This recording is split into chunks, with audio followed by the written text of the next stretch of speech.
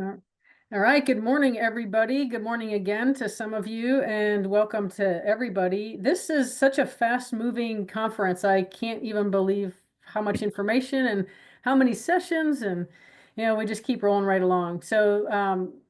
Welcome to this session, Web Technology and Sport, preparing students for the creator economy. And for the, excuse me, attendees, if you have questions, please place them in the chat, and we'll address them toward the end. Um, Before I actually allow him to speak, I want to say hi to Zach. He started with us at APUS and also was a part of, let's call it resource acquisition for a while, right? Yes, absolutely. Until things changed and there's all the OERs and stuff like that. But in any event, I'm so excited that I can be here for this, and I want to welcome Zach and his partner Barry there to Yeah, tell us about what they have to share. So take it yeah. away. Thank you for having us. Greetings from Ann Arbor. It's about 55 degrees here this morning, so pretty chill. I'm Zach Bankley, clinical assistant professor, and then also the director for innovative teaching and learning for the School of Kines here at University of Michigan. To my left here is one of our current undergraduate students, Barry Lee. Um, he's been working with me since I got here last fall. So this is my second year here. And we're doing some interesting things in terms of preparing students for the next evolution of the internet.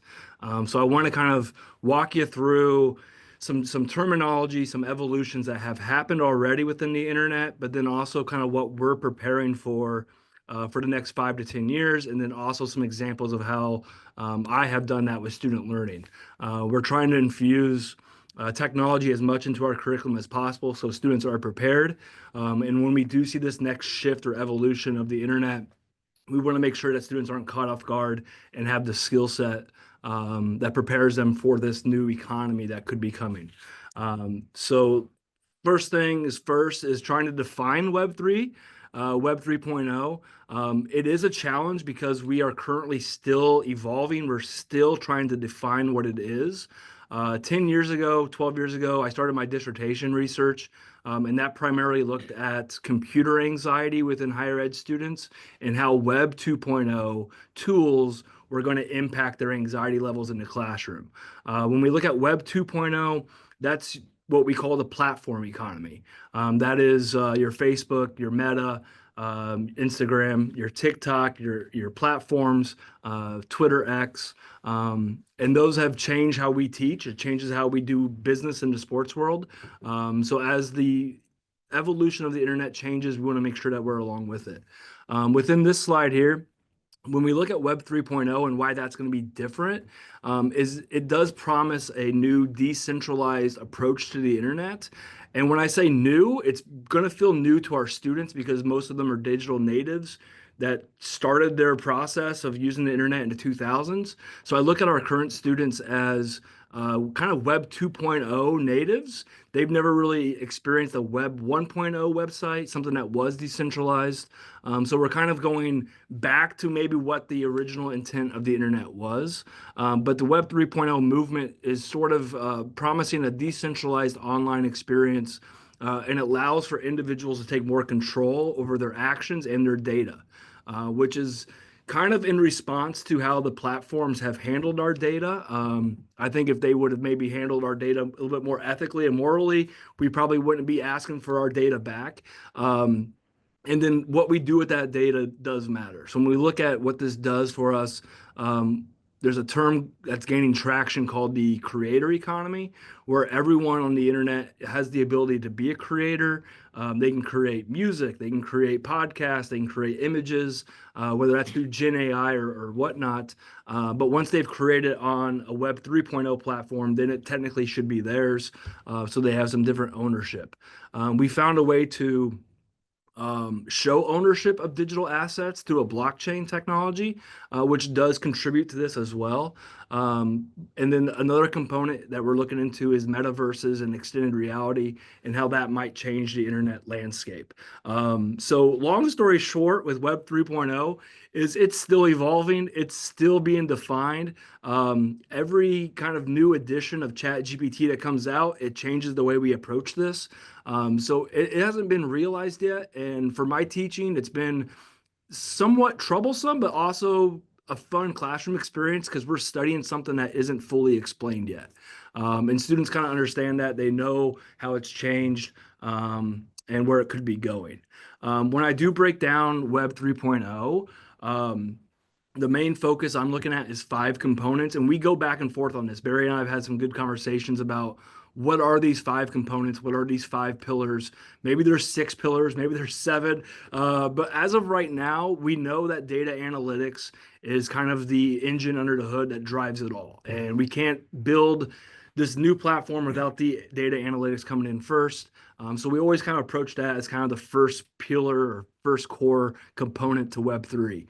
I'm going to skip the second one here because it's kind of hard to explain. But the third one is a blockchain, and that is technology that goes back to the early 90s. It's what cryptocurrency is built on, but we're having a lot of startups and sports that are looking to do blockchain technology to offer a more personalized fan experience or to show digital assets and ownership of those assets. So we're looking at, even though cryptocurrency gets a lot of the focus here, that's not been a big focus of my teaching at all. But how we can use blockchain to show digital ownership and how that can kind of change the fan experience in the sports world, digital contracts, things like that. Another component is metaverse, XR, AR, VR simulations. I use a lot of simulations in class to prepare students, but then they are also building their own metaverse environment. So they are creators in class. They are creating their own metaverse galleries and digital museums for sports. And as a class during the end of the semester, we'll kind of meet up and go through everyone's galleries as kind of like a digital field trip, which is pretty fun. I would say probably 80% of my role as Director of Innovative Teaching and Learning has to do with AI and how do we regulate it or try to make sense of it, or how do we have policy around it, which we can't. So a lot of my focus, time, and energy has been on AI, and not just in sports, but within kinesiology. So that includes athletic training, exercise physiology, movement science, pre-physical therapy. All these industries that kind of touch upon sports or impact sports are going to get hit and connected to AI. And as that evolves, it changes kind of everything else. Going back to the second one here, we did want to talk about robotics and the Internet of Things. We have a kind of example of 3D printing to where we're starting to look at the internet as not just being on our devices. It can be a physical, what we call a physical and digital combination. And it's something like you take a code that's protected by blockchain, and that code gets fed into a 3D printer, and then you print the item at home. So there's different ways that we can look at the phygital spot of it. Robotics, I didn't think we're very close to the robotics kind of component here, but with Tesla announcing their new robotic system a couple weeks ago, and then I met with the Korean baseball organization back in the spring, and they've fully automated their strike zone for baseball umpires. So we're on the cusp of that. When we combine all 5 of these together, the internet looks a little different. It's not going to be logging in through Facebook and having conversations with people. It's going to look and feel a little bit different. 2 other things to consider. I did mention robotics. Cryptocurrency is a part of this discussion. It's not something that I personally have taught in my classes. If we do touch about it in class, we talk about FTX's sponsorship with the Miami Heat and some ethical and legal issues that the cryptocurrency community has had.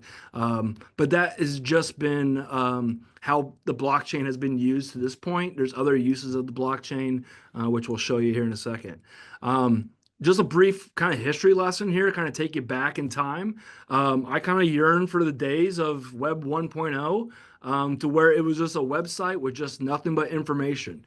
So you look at what ESPN, and again, a lot of my students were not even born at this time. So I try to take them back in time. I give them the original Space Jam website that's still up and running. That is traditionally Web 1.0 to the max.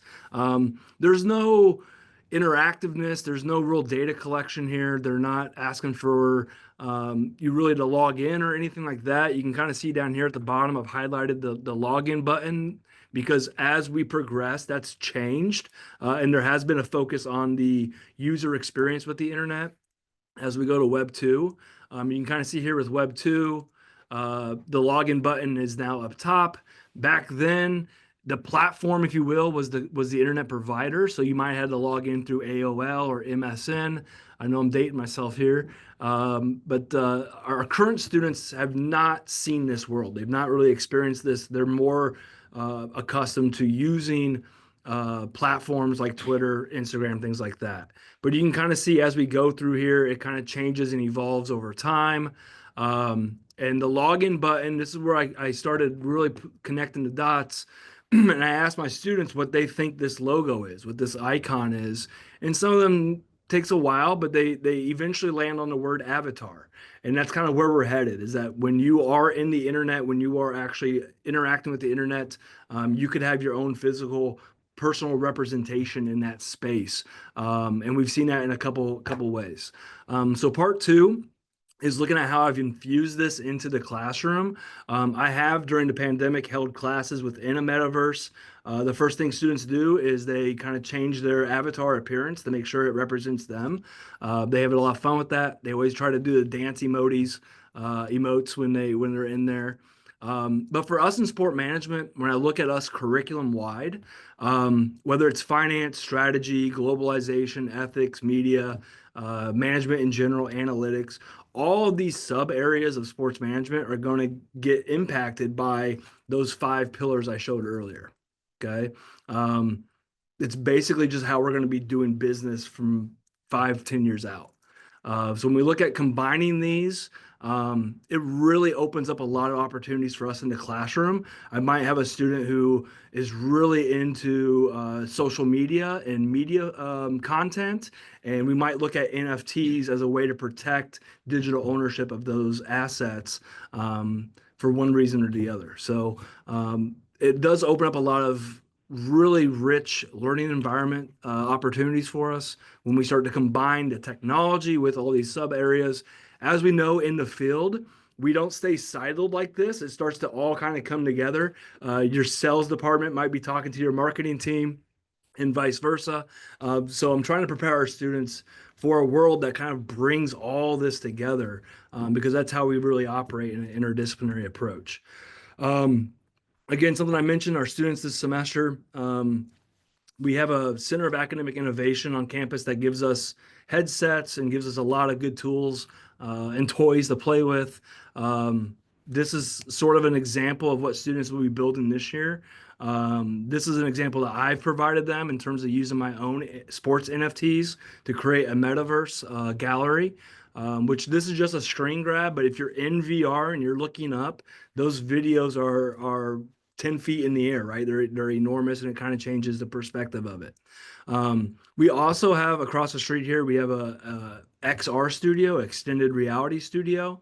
You might have seen this with The Mandalorian with Disney Plus and Star Wars. We've built one of these recording studios. And we're also building apps for athletic trainers so that they can put the headset on and actually practice with simulated clients on serious injury, something that they can't simulate in their education. So we're trying to find ways to extend reality, but also use that as a vehicle for our students to learn. And I'm really proud for the Concussion Center and what they're doing. We have a new class this semester I started called Technology and Innovation. We're obviously focused on VR. And Jaden Daniels has had a great rookie season, and he's been a big, my students are very interested when technology actually works and it actually gets a good benefit. So we've been focused on the positives with VR, and that's been pretty interesting. For me personally, I saw the realization of NFTs.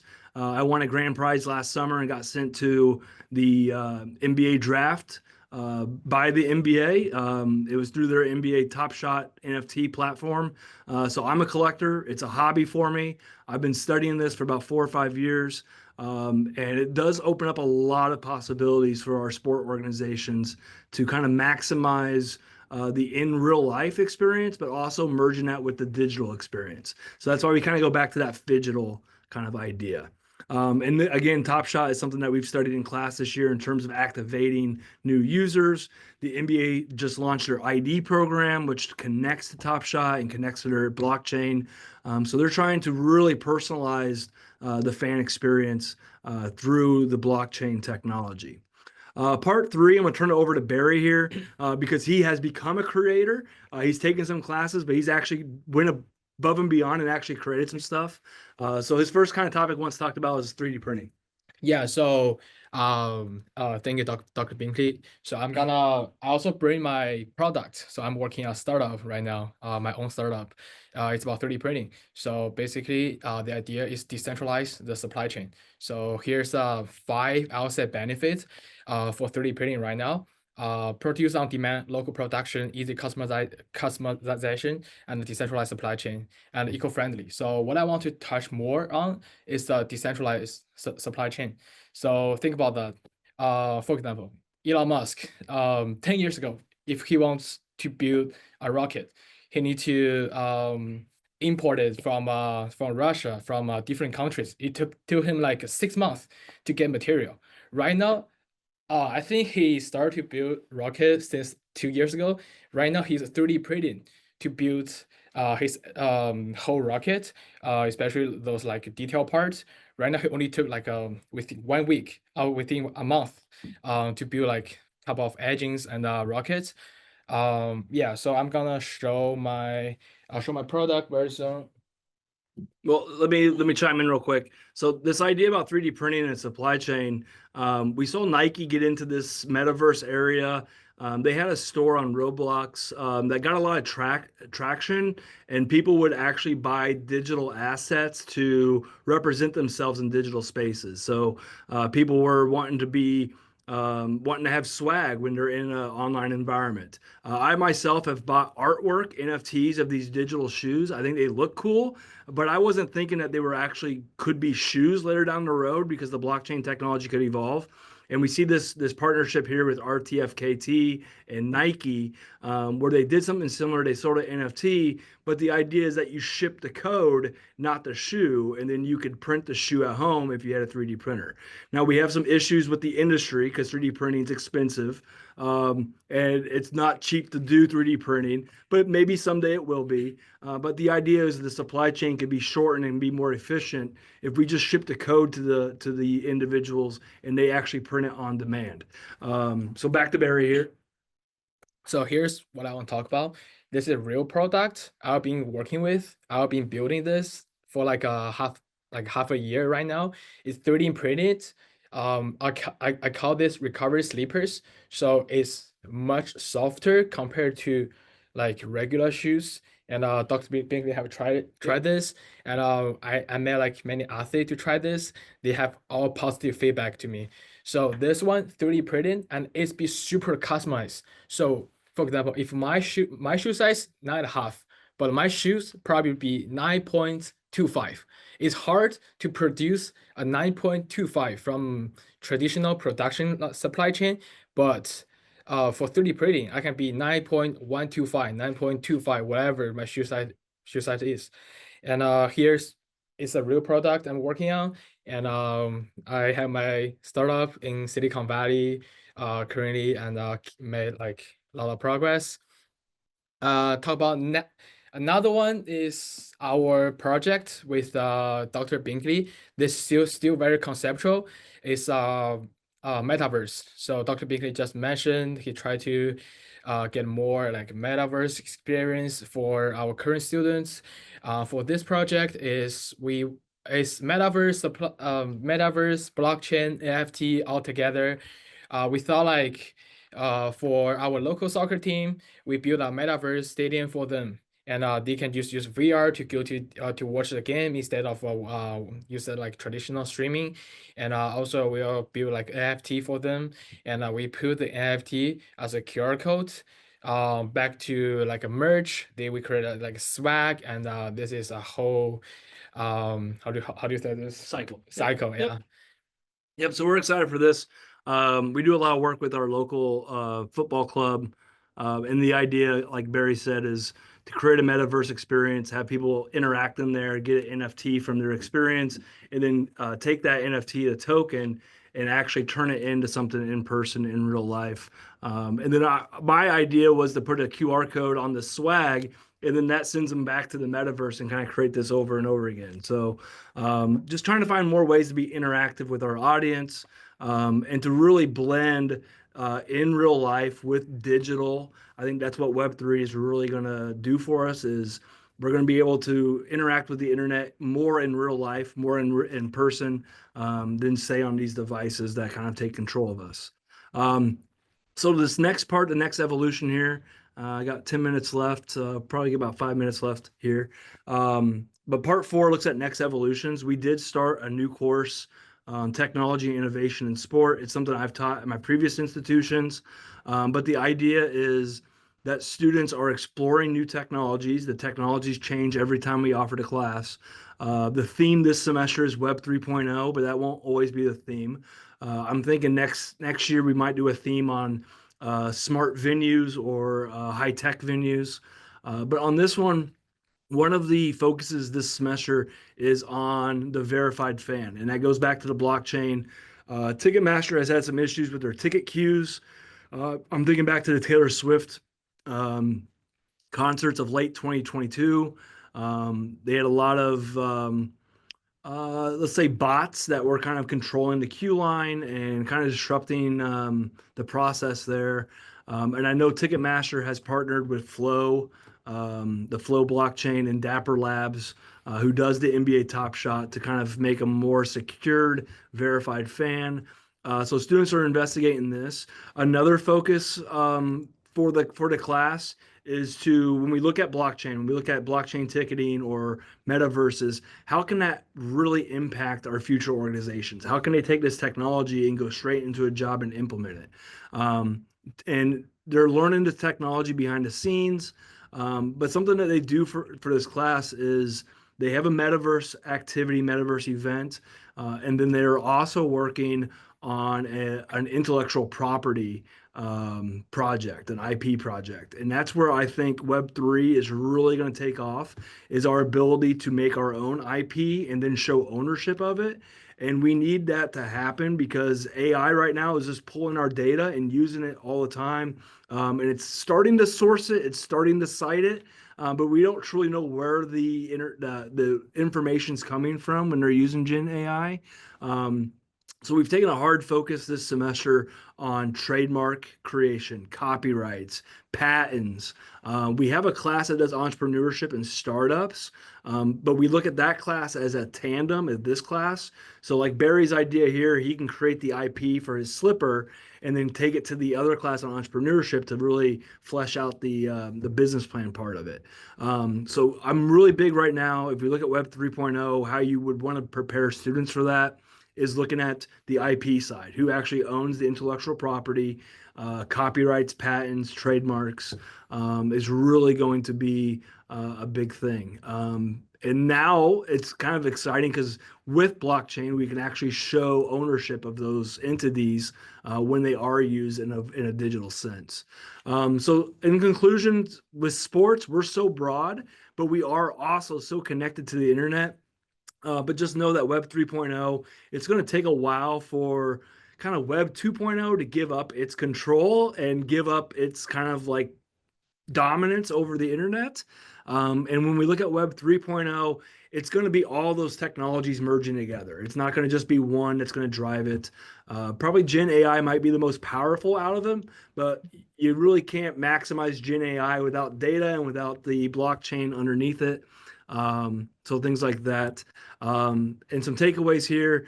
Some things that we're doing is we are studying the technology independently of each other, but then also trying to bring it back together. So when we look at metaverses and we learn about that, when we look at blockchain and we learn about that, then we're starting to also put those together and identify how a blockchain ticket could interact with a metaverse experience. Another thing is don't solely focus on technology. A lot of the focus this semester has been on the human element and how it impacts humans. We all like the idea of the augmented reality, the Apple Vision Pros. But there's been some ethical concerns with that over the years, going back to Google Glass. So when we start looking at the cool technology, but then also looking at how it really impacts day-to-day life with humans, it might change your perspective on things. And then as I'm trying to kind of get my point across here, I get asked all the time, like, is Web 3.0 tomorrow? Is it next year? Is it 10 years?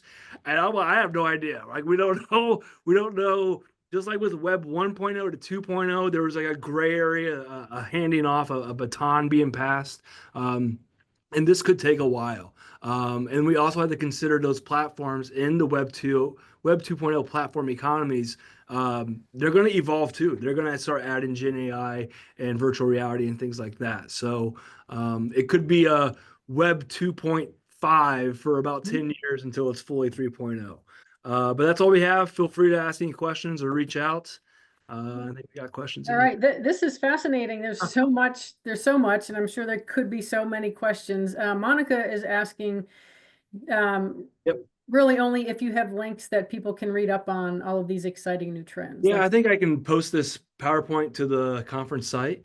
I think so. Oksana might be able to answer that question. Yeah, Monica, if you wanna just email us too, there's our email address, and we've been working on a systematic review that kind of looks at all the research in this area on for kinesiology.